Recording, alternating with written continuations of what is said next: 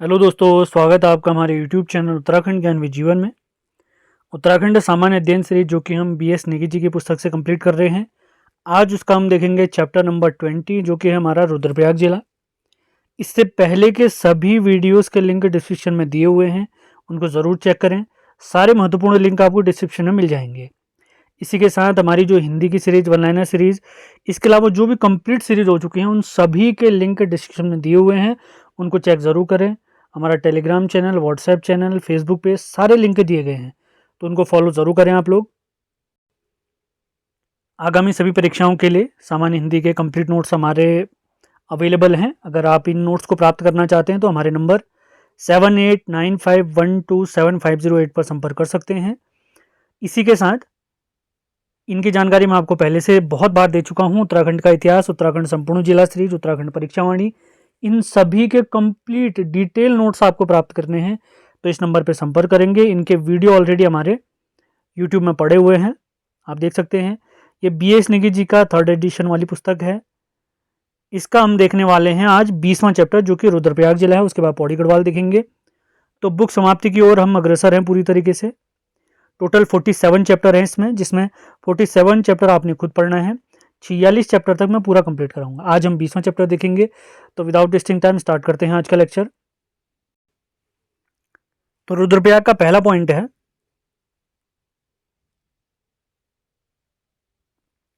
रुद्रप्रयाग के अन्य नाम। तो इसके अन्य नाम प्राप्त होते हैं और रुद्रावर्त और पुनाड़ इसके नाम प्राप्त होते हैं, याद रखना है आपने।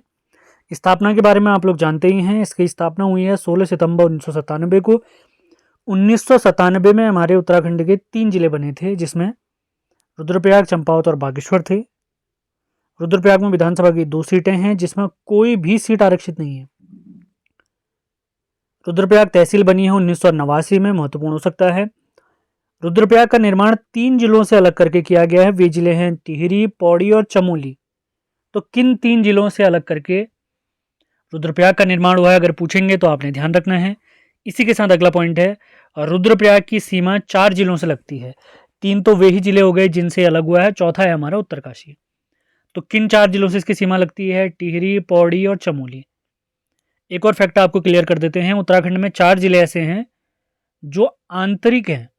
आंतरिक कहने का मतलब है स्थलबद्ध या लैंडलॉक्ड, यानी उनकी सीमा न किसी बाहरी राज्य से लगती है न किसी देश से लगती है। तो इनका कोड है ब्रैट। बी से बागेश्वर, आर से रुद्रप्रयाग, ए से अल्मोड़ा, टी से टिहरी। अगला तथ्य देखते हैं। रुद्रप्रयाग नगर पंचायत बना है 2002 में। रुद्रप्रयाग नगर पालिका बना है 2006 में। ये सन पूछे जा सकते हैं, इस वजह से इंपॉर्टेंट लगे तो मैं आपको बता रहा हूँ। बहुत सारी ताल यहाँ पर स्थित हैं, जिनमें से एक ताल का नाम हम देखने वाले हैं, देवरिया ताल, जिसे इंद्र सरोवर भी कहते हैं। इसके साथ सरवदी ताल है, जिसे गांधी सरोवर भी कहते हैं। आगे पढ़ेंगे इसके बारे में। अगला तथ्य देखते हैं महत्वपूर्ण। जगत सिंह चौधरी जी को जंगली उपनाम से भी जाना जाता है। इन्होंने मिश्रित वन खेती मॉडल दिया था 2006 में। इनके प्रयासों के लिए, इनके पर्यावरण के लिए किए प्रयासों के लिए इन्हें आर्यभट्ट सम्मान से सम्मानित किया गया है। अगला तथ्य देखते हैं। राष्ट्रीय पक्षी संग्रहालय, बर्ड म्यूजियम, जो कि निर्माणाधीन है हमारे प्यारे रुद्रप्रयाग में। आगे बढ़ते हैं। राज्य में न्यूनतम कृषि योग्य भूमि रुद्रप्रयाग में है और न्यूनतम उद्योग वाला जिला भी रुद्रप्रयाग है। रुद्रप्रयाग में एक प्रसिद्ध स्थल है अगस्त्य मुनि। ये मंदाकिनी और धूलगाड़ नदियों के संगम पर बसा हुआ है। ये भी आपने याद रखना है, पूछा जा सकता है संगम वाला पॉइंट। आगे बढ़ते हैं। कोटेश्वर महादेव गुफा मंदिर अलकनंदा के संगम पर है, महत्वपूर्ण तथ्य। सोनप्रयाग में मुंडकटिया गणेश जी का मंदिर स्थित है। सोनप्रयाग में किन नदियों का संगम होता है, अभी आगे बताएंगे आपको। तो सोनप्रयाग नामक स्थल में मुंडकटिया गणेश जी का मंदिर स्थित है। अगला तथ्य देखते हैं। प्रसिद्ध हमारा जो 4 धामों में एक है, जिसे प्रथम केदार भी कहते हैं। केदारनाथ में रक्षाबंधन के अवसर पर मनाया जाने वाला पर्व है अन्नकूट मेला या भतूज पर्व। अन्नकूट मेला को ही भतूज पर्व भी कहते हैं। आगे देखते हैं उखीमठ, जो कि हमारे प्यारे केदारनाथ का शीतकालीन पूजा स्थल है। तो इसका जो प्राचीन नाम प्राप्त होता है वो है उषा मठ। अगले तथ्यों की तरफ बढ़ते हैं। केदारनाथ के पास स्थित जो शिलाएं हैं वो हैं दिव्य शिला और भैरव शिला। तो पंच केदार जो है हमारे शिव जी के पूजा स्थल, उनमें से 3 पूजा स्थल हमारे रुद्रप्रयाग में, जिनका कोड अगर मैं आपको याद कराऊं तो रुद्रप्रयाग के तुम करके आपने याद रखना है इनको। के से केदारनाथ, तू से तुंगनाथ, मौ से मदमेश्वरनाथ। केदारनाथ को प्रथम केदार कहते हैं, मदमेश्वरनाथ को द्वितीय कहते हैं और तुंगनाथ को तृतीय कहते हैं। महाभारत के युद्ध के बाद जब पांडव शिव जी से मिलना चाह रहे थे तो शिव जी उनसे नहीं मिलना चाहते थे, तो उन्होंने बैल का रूप धारण किया था। तो बैल का रूप जब शिव जी ने हमारे धारण किया तो वे धरती में समाये थे, और जिन जिन जगहों पे उनके शरीर के अंग प्रकट हुए थे वहीं पर उनके पूजा स्थल है, जिनको हम पंच केदार कहते हैं। तो उत्तराखंड में ऐसे 5 स्थल हैं, जिनमें 3 स्थल हमारे प्यारे रुद्रप्रयाग में हैं, जबकि 2 स्थल हमारे चमोली में है।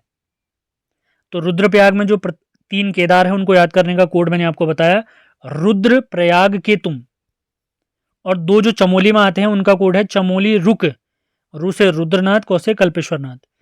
तो प्रथम केदार है केदारनाथ, द्वितीय केदार है मदमेश्वरनाथ, तृतीय केदार है तुंगनाथ, चतुर्थ है रुद्रनाथ और पंचम है कल्पेश्वरनाथ।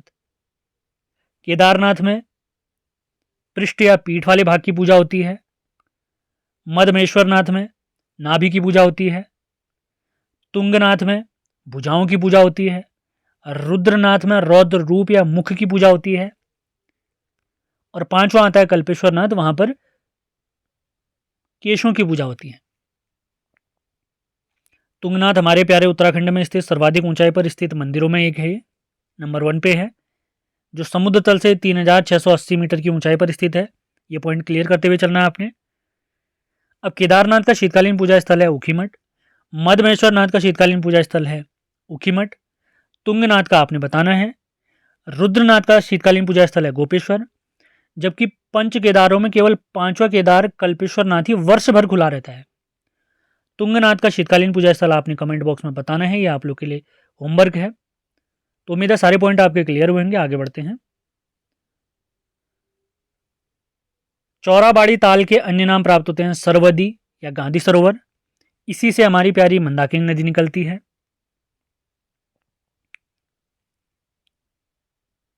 केदारनाथ आपदा जब आई थी तो इसी नदी में आई थी, आपको याद होना चाहिए। अगला तथ्य देखते हैं, सिंगोली भटवाड़ी परियोजना मंदाकिनी नदी पर स्थित है।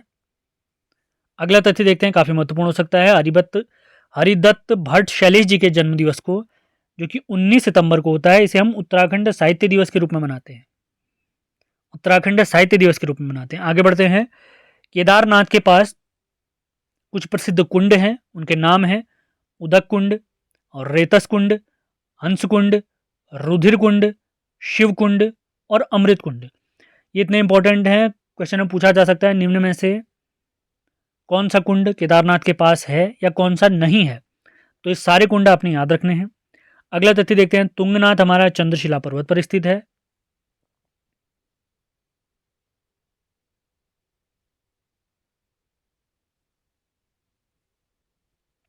आगे देखते हैं, सूर्यप्रयाग हमारा बनता है मंदाकिनी और लस्तर नदियों के संगम पर। सोनप्रयाग अभी थोड़ी देर पहले आया था, हमने एक पॉइंट पढ़ा भी था इस बारे में। तो सोनप्रयाग में होता है मंदाकिनी और सोन नदी का या बासुकी नदी का संगम। सोन नदी को ही यहाँ पर बासुकी कहा जाता है, पॉइंट क्लियर करते हुए चलें। और ये सारे स्थल हमारे कहाँ हैं प्यारे, रुद्रप्रयाग में। तो सोनप्रयाग में किन नदियों का संगम होता है, मंदाकिनी और सोन नदी का, या सोन नहीं, सोन अगर ऑप्शन में नहीं होगा तो बासुकी गंगा आपने याद रखना है। अगला देखते हैं कालीमठ, तो यहाँ पर संगम होता है मंदाकिनी और मधुगंगा नदी का। अगला जो पॉइंट है मदमेश्वरनाथ, जो अभी हमने देखा था, द्वितीय केदार भी कहते हैं इसे, ये चौखंबा पर्वत पर स्थित है। अगला फैक्ट देखते हैं, तुलसीदास जी ने अपने प्रसिद्ध ग्रंथ श्री रामचरितमानस में मंदाकिनी नदी को सुरसरी कहा है। सुर मतलब देवता, सरी मतलब नदी, देव नदी। और अंतिम फैक्ट देखते हैं आज का, कोटि प्रयाग, ये काफी महत्वपूर्ण तथ्य मुझे लगा है, तो इंपॉर्टेंट मान के चलें। तो यहाँ पर संगम होता है मंदाकिनी और कालीगंगा का। देखिए पंच प्रयाग अलग हैं, ये अन्य प्रयाग हैं। पंच प्रयागों के अलावा अन्य प्रयाग हैं, जैसे सोन प्रयाग, सूर्य प्रयाग, कोटि प्रयाग। पंच प्रयागों की अगर बात करें तो 3 हमारे पंच प्रयाग आते हैं चमोली में, जिसमें विष्णु प्रयाग, नंद प्रयाग और कर्ण प्रयाग। चौथा आता है हमारा रुद्र प्रयाग, जो अलकनंदा और मंदाकिनी के संगम पर है, RAM करके आप याद रख सकते हैं इसे। और पांचवा आता है हमारा देवप्रयाग, जो अलकनंदा और भागीरथी के संगम पर है देवप्रयाग। तो वो पंचप्रयाग अलग हैं, ये अलग हैं। उन पंचप्रयागों में एक कॉमन नदी हमारी है अलकनंदा नदी। ये अलग चीज़ें हैं, ये सारे पॉइंट अलग हैं। उम्मीद है आज का लेक्चर आपको पसंद आया होगा। पसंद आ रहे हैं तो लाइक और शेयर ज़रूर करना है, लाइक और शेयर ज़रूर करें, जिससे हमारे वीडियो आवश्यक लोगों तक यूट्यूब अपने आप रिकमेंड कर देगा। लाइक ज़रूर करना है, शेयर भी ज़रूर करें। तो अगला लेक्चर जो हम उत्तराखंड सामान्य अध्ययन सीरीज का देखेंगे, उसमें BS नेगी जी की पुस्तक का 21वां चैप्टर, जो कि पौड़ी गढ़वाल जिले के बारे में है, उसके बारे में कंप्लीट जानकारी हम लेंगे। और सारे महत्वपूर्ण लिंक प्राप्त करने के लिए डिस्क्रिप्शन एक बार चेक करें, हमारा व्हाट्सएप चैनल ज्वाइन करें, फेसबुक चैनल ज्वाइन करें, टेलीग्राम चैनल भी ज्वाइन ज़रूर करें। तो आज का लेक्चर हमारा समाप्त होता है। उम्मीद है पसंद आई होंगी सारी चीज़ें। तो मिलते हैं अगले वीडियो में। धन्यवाद।